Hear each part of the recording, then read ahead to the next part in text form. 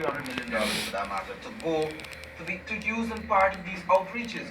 And we can remember what happened at Coffee Square, Square of the Revolution, the very first outreach, just outside the office of the president. The people could have gone to the office of the president and reached them. Yeah. They went just outside the office of the president. Mr. Harmon, then minister, had to get a special chair, and they created these air-conditioned AC and all sorts of things.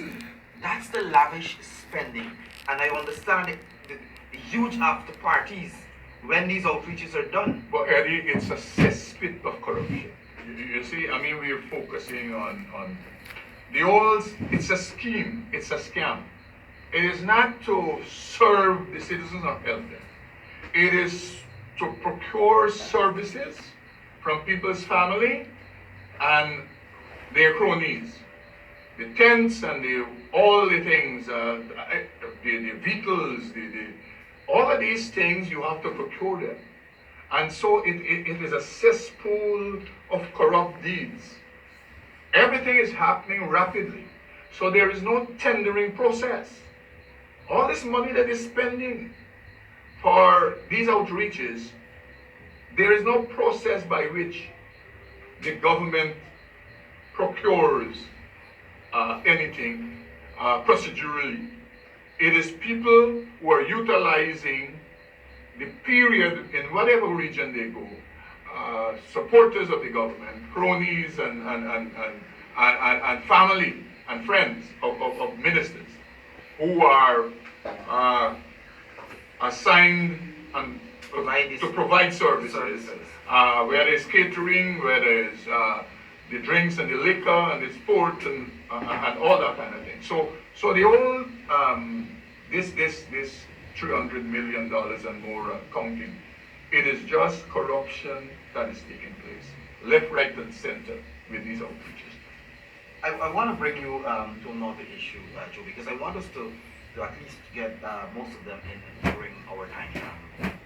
And this has to do, you mentioned, I think you touched on it briefly at the end here, with regards to the level of nepotism and cronyism by this government. And we're seeing it nakedly, right? And I want to say from the onset that this whole argument that Eric Phillips and Charles Sears and all the others are bringing about race with regards to the giveaway and the handing out and the transfer, if you want to call it, of large tracts of state land, that argument about race is a dead argument. It holds no water.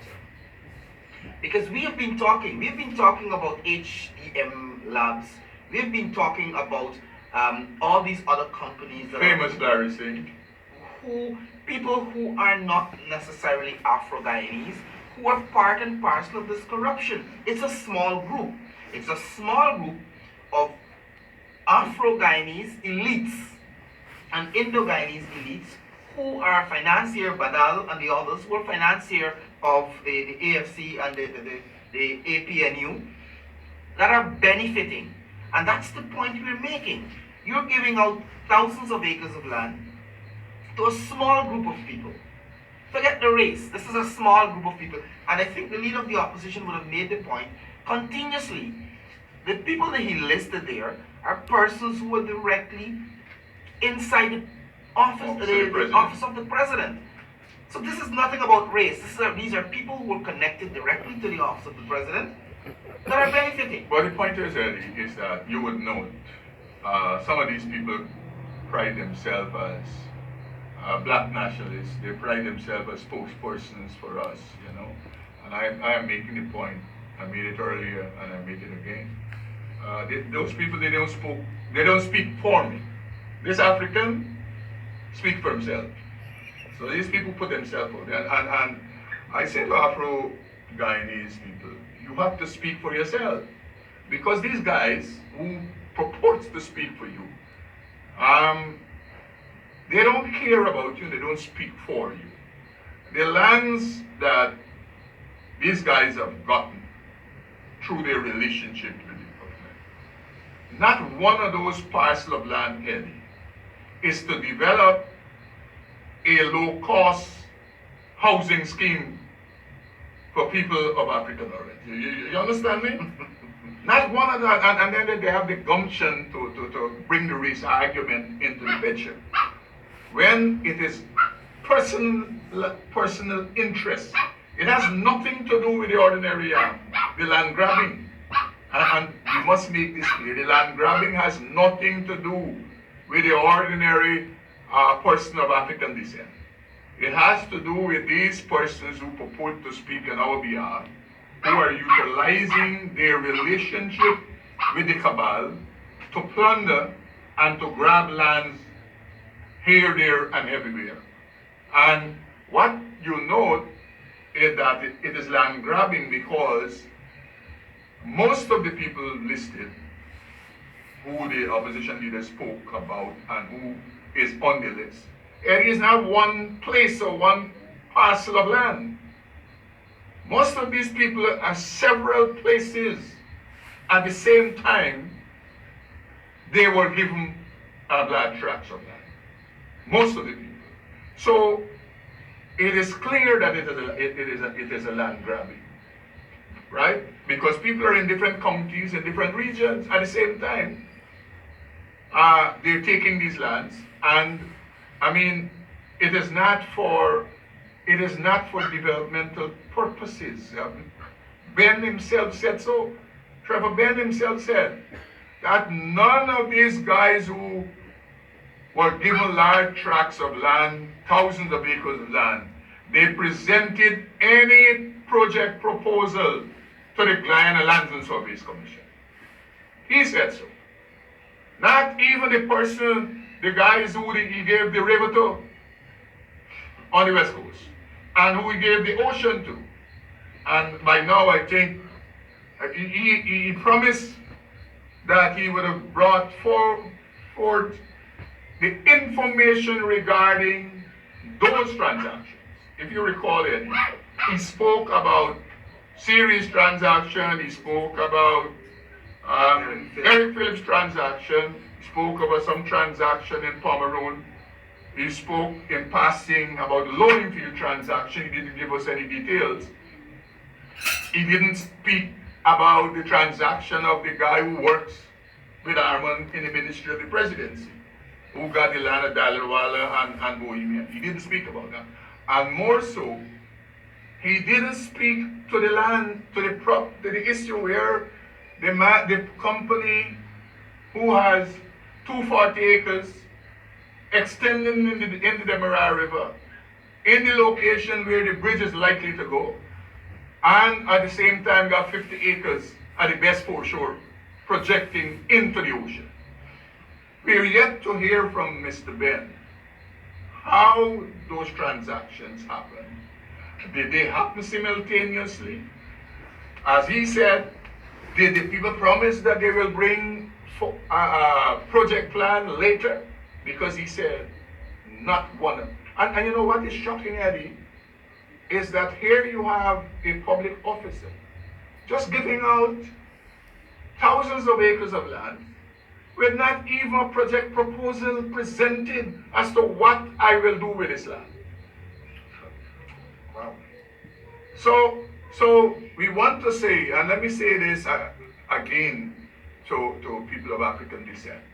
Don't let these guys fool you that they have your interest at heart. They don't speak for you. They're not speaking for you. They're not grabbing up land for your benefit and your welfare. Your personal benefit. It's for their personal benefit. And these are all connected. If you look at how they're happening, Joe, they're all connected. All of them are connected to the cabal. Most of them are working for the cabal. And what is interesting, the fact that it's already 2 weeks, going on the third week, since the leader of the opposition presented facts, presented evidence, maps, the names of the people, the transaction information, file number and all the numbers, everything. And these people are working in the president's office, and the president didn't see it fit. He met with the press last Friday. He didn't see it fit to make any public statement about what is happening. He didn't see it fit because he has no intentions of saying the president is probing and I don't want to water it down, but the piracy attack that happened in Suriname's waters. He is probing. He is probing some death threat. Well, he probed some death threat against him, and he probes everything else. We have a situation where a group of people from his office benefited from thousands of acres of prime land, where a lot of facilities that would fit into the oil and gas sector, which could have earned us millions, hundreds of millions of US dollars. The lands where those facilities could have gone, and Deepwater Harbor as well, were given to a few people in his office, and he don't see a need to probe that. He don't see. All Mr. Ben is concerned about how the information, and that by itself is a confirmation, because Mr. Ben didn't deny anything that Mr. Jagdeo said. He tried to justify. He tried to justify, which simply means that it is the truth. He didn't at all say that this is not factual, right? But again, we are waiting on Mr. Ben to tell us about the river, the land that has been How do given you away. give away the Atlantic Ocean? Who does that? And the river. And the river. I mean, come on. I know. As funny as it sounds, a serious matter. Yeah. Man has given away the Demerara River. We're going to take some calls though, Joe, and the numbers are on the screen. And we urge you guys to give us a call. We want to hear from you. But in the meantime, you're waiting on the phone. I think I want us to talk a little bit briefly about the issue of this lie that keep coming out of so many